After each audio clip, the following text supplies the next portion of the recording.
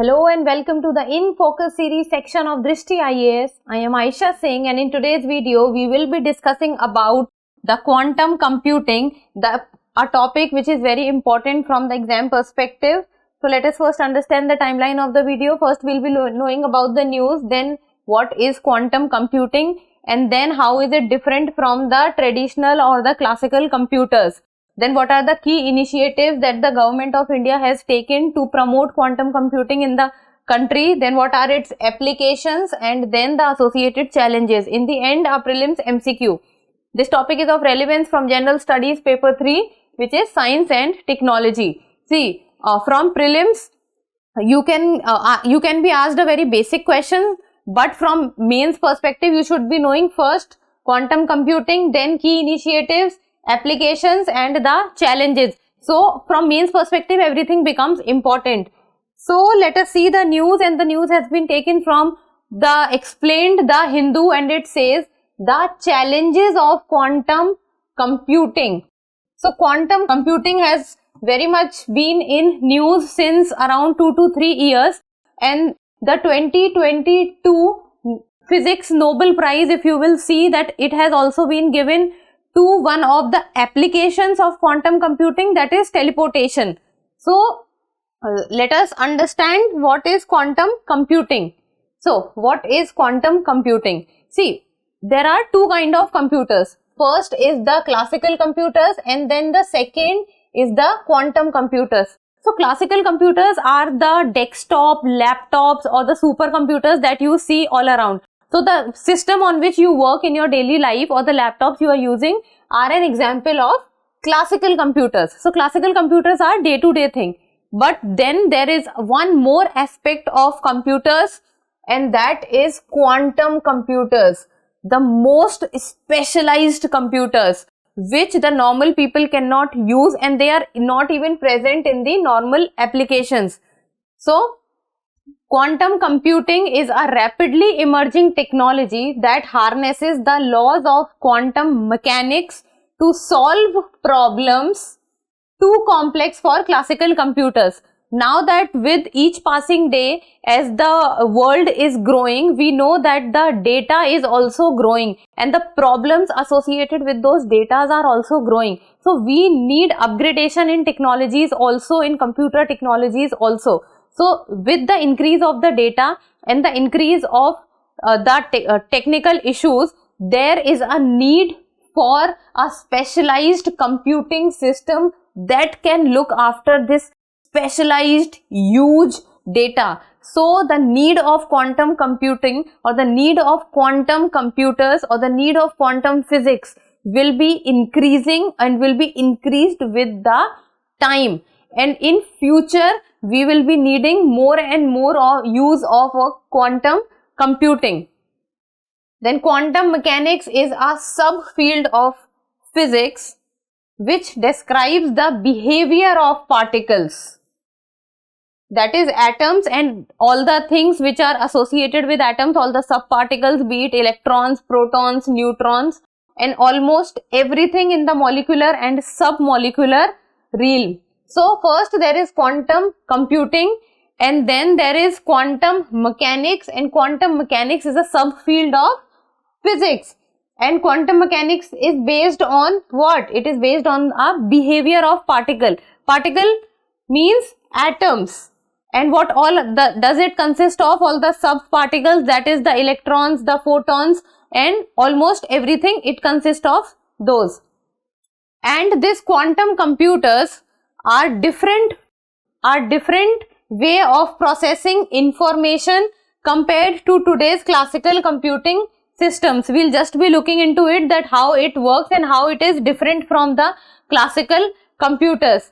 But the major thing that you need to know is quantum mechanics is a subfield of physics and it works on the behavior of particles. Okay, so now let us see that how quantum computers are different from the traditional computers. See, traditional or the classical computers, they store information as binary 0 and 1 states. See, what happens is the classical computers, that the desktop that we use or the laptops that we use, what is it? How does it store its information? So they store information in bits, and bits work as binary products. Binary products means there will be either 1 or 0. Both cannot be done on the same time. So either 0 or 1. So that is how the classical computers or the traditional computers store its information as binary. Binary means one thing at one point of time. So either it can be 0 or it can be 1. While on the other hand, quantum computers draw on the fundamental laws of nature to carry out calculations using quantum bits.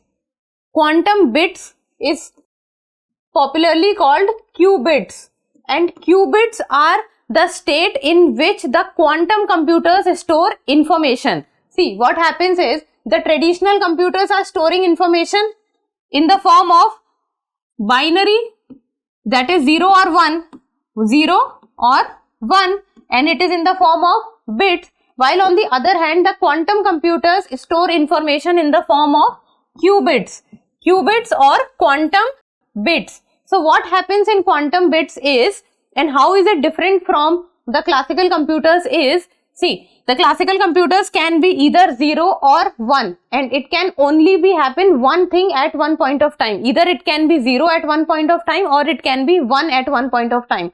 While on the other hand, the qubits can be both 0 or 1 or both 0 and 1 at the same time. It means it can be 0 also, it can be 1 also, and it can be both 0 and 1 also. So this is how it is different from the classical computers. That classical computer can either be 0 or can be 1. These are the only two states that classical computers can work with. While on the other hand, the quantum physics or the quantum computers can work with either 0 or 1 or both 0 and 1 at the same point of time. And this 0 and 1 at same point of time is what is called superposition.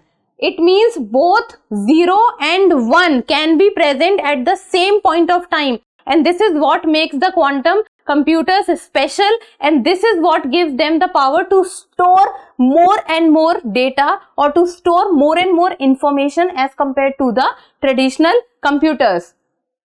Qubit can be in a combination of state, that as I've already told you that both 0 and 1 can happen or can take place at same point of time, which allows for exponentially larger calculations. So that happening of 0 or 1 or superposition principle allows them to store more information, work more fast, and can also do large calculations which the classical computers are not able to do. And it has the potential to solve complex problems which even the most powerful classical computers are not capable of. So this is one of the positive of quantum computers. And you have to remember that quantum computers works on qubits while the classical computers works on bits. So quantum computing works on two of the principles are, first is superposition, as I've just told you that they can exist in multiple states, that is both 0 and 1, it can exist in one point of time at the same time. And it is unlike classical computers where information is processed in bits or binary things, or at one point of time it can either be 1 or 0. Then the second principle is the principle of entanglement. The meaning of entanglement can be, or this entanglement works with the help of quantum computing or quantum physics, is, see, where two or more particles are inextricably linked and mirror each other exactly even when separated by great physical distance. See, entanglement means this is one particle and this is another particle. While these two particles are not present besides each other, these are present at a huge or at a large distance from each other. Imagine that the distance between them is very large, but due to teleportation or due to entanglement or because of the quantum physics principles or because of the applications of quantum computers, these two objects or these two particles can look like they are similar to each other. That is what it is written, where two or more particles are inextricably linked and mirror each other. Mirror each other means, see, this is one particle, this is second particle, even though they are separated by huge distance, but because of the applications of quantum computers, it will look like that they are similar to each other, they are exact copy of each other, they are almost identical to each other, even though they are separated by huge distance. And the 2022 Nobel Prize in Physics is also given for this aspect of entanglement or the teleportation aspect of the quantum physics or the quantum computers. Then comes, what are the key initiatives taken by the government of India for the promotion of quantum computers? And first and foremost is the National Mission on Quantum Technologies and Applications. So the government launched this in year 2021 budget and allocated 8,000 crore rupees for this. And this talks about developments in quantum computing, cryptography, communications and material science. So this is the foremost mission that has been given or that has been launched by the government for the quantum computers or quantum technologies. Second is the Quantum Computing Laboratory. This is also has been launched in 2021 by the Indian Army, and this laboratory has been set up at a military engineering institute at Mau, Madhya Pradesh. So you need to remember the state at which this quantum computing laboratory has been launched, and this is also backed by the National Security Council Secretariat. See, if you will be writing the mains answer, then you have to write few of the key initiatives which has been taken by the government of India. Then comes the iHub Quantum Technology Foundation. It has been launched by the Department of Science and Technology, and about 13 research groups from IISER Pune. So, Department of Science and Technology and 13 research group from IISER Pune has launched the iHub Quantum Technology Foundation. And this talks about enhancing the development of quantum technology in the country. So whatever initiatives have been launched by the government of India, the aim of all the initiatives is to promote the use of quantum technology in the country. And then Defense Institute of Advanced Technology and the Center for Development of Advanced Computing, they also agreed to collaborate and develop quantum computers. So these are few of the initiatives. Now it's time for the applications. See, what are the places where quantum computing can be used or the quantum computers can be used? So there are few of the places are artificial intelligence and machine learning. This is the first and the foremost thing. With time, more and more artificial intelligence is in the impact of artificial intelligence is increasing in our lives. So the quantum computing will even make it more smooth and make it more fast and will help making it more integrated in the human life. Then computational chemistry, this is very obvious because this is how the large and the big problems can be solved, which are not being solved by the classical computers and which the classical computers are taking a lot much time, which at present or in the future we will not be able to give, or we do not have that much of time with ourselves. And the more and more complex problems can also be solved by the quantum computers. Then financial portfolio optimism. With time, we are seeing as the population of the world is increasing, the data is also increasing, and those huge data has to be managed by something. So that huge data in future or in the coming times can only be managed by a specialized field or a specialized computer.